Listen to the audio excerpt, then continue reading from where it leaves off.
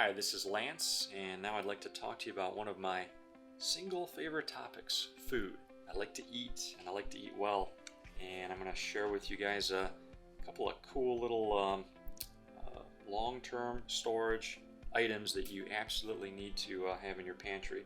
We have Red Feather Pure Creamery Butter from New Zealand and Palm Corned Beef from New Zealand. These are actually two different companies. They come in similarly fun, colorful cans of the same shape. Something I've heard a long time ago, and I would definitely agree with it, is if you are going to store food for some sort of a situation where the power's out, there's a hurricane, blah blah blah happen, and you need to break out that food and live on it for a few days or maybe a lot longer, you want to have something that you want to eat anyways. Don't go out and buy some, big kit of survival food and think, okay, when the world falls apart, I'll live off of this. If you don't like lima beans, you're probably not going to want to eat, dried lima beans every night for the next week. So try to find stuff that you want to eat anyways. Something I've always loved is corned beef. I love corned beef hash, and I'm a big fan of butter. I like to have natural fats and natural meats, natural foods as much as possible. And it's kind of hard when you're dealing with canned foods. Most canned foods will have this whole grocery store list of just endless chemicals and preservatives. This New Zealand Palm corned beef, let's see what it's got here. Beef, water, salt, sodium nitrate. Pretty basic stuff. Sodium nitrate, that's been used for forever, for hundreds of years. It's a pretty common preservative. I'm not too concerned about that. Given a choice, I'd rather have fresh beef, but it doesn't have any hydrolyzed oils or things like that. And then the Palm Creamery Butter, look at this. Ingredients: pasteurized cream, salt. That's it. No sort of weird chemicals or vegetable oils or other stuff. Very healthy, wholesome stuff.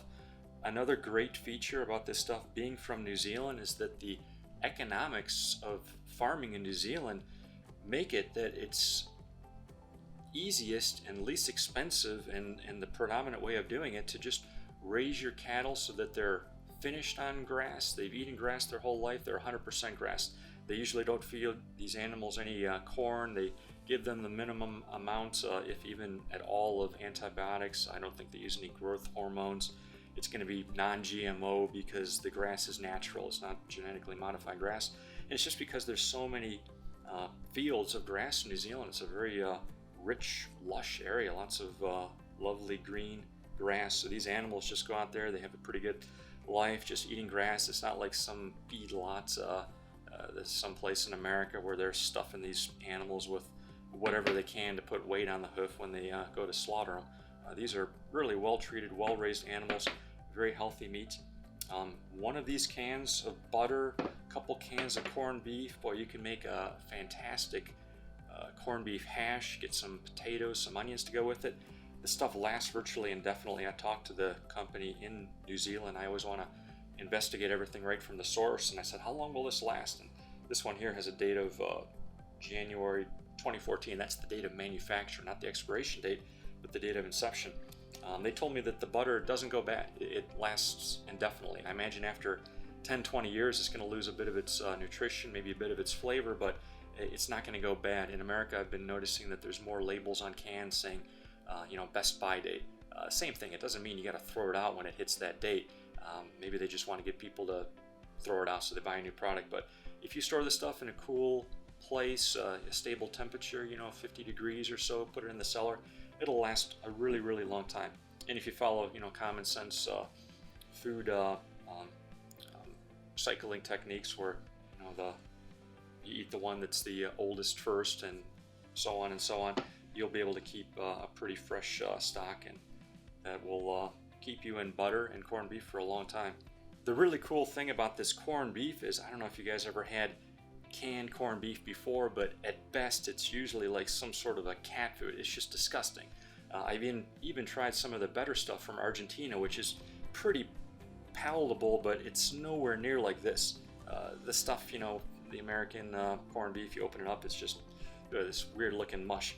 This, you open it up, there's big chunks of meat. It's not all chopped up. There's hunks of meat in there. There's some of the fat with it. They don't remove all the fat, so you can literally dump this can into a frying pan and and start frying away. It makes really delicious food. We were without a refrigerator for a while at our off-grid residence, so this became pretty much a staple for us. It's you know, where it's used in New Zealand, and it's also pretty popular in other areas around New Zealand, some of the islands in Polynesia.